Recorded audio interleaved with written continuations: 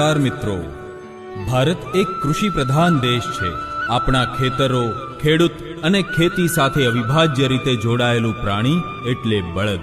માટે જ માનવ સંસ્કૃતિમાં મહત્વનો ફાળો આપનાર પશુઓમાં બળદને અગ્રહરોળમાં મૂકી શકાય। સાત્વિક બળ ધરાવતો બળદ પોતે ભલે થાકીને ચૂર થઈ જાય, પરંતુ ખેડૂતનું હળ ખેતરમાં ફરતું રાખે છે। જેવી રીતે મહેનતુ દીકરો દી વાળે, એ જ રીતે જાતવાન બળદો ખેડૂતોનો દી વાળે છે।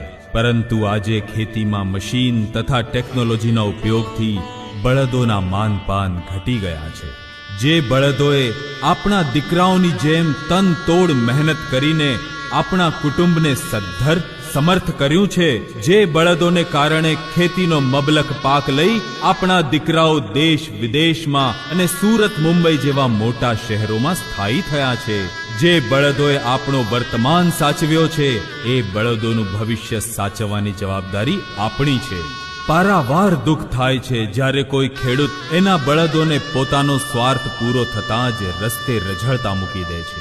બળદ ભલે પશુ હોય, પરંતુ એ સ્વમાની છે। રસ્તે રઝળતા મૂકેલા બળદો ભૂખ્યા તરસ્યા રોઈ લેશે, પરંતુ કદી કોઈના ખોરાકમાં મોઢું નહીં મારે। ભૂખ્યા તરસ્યા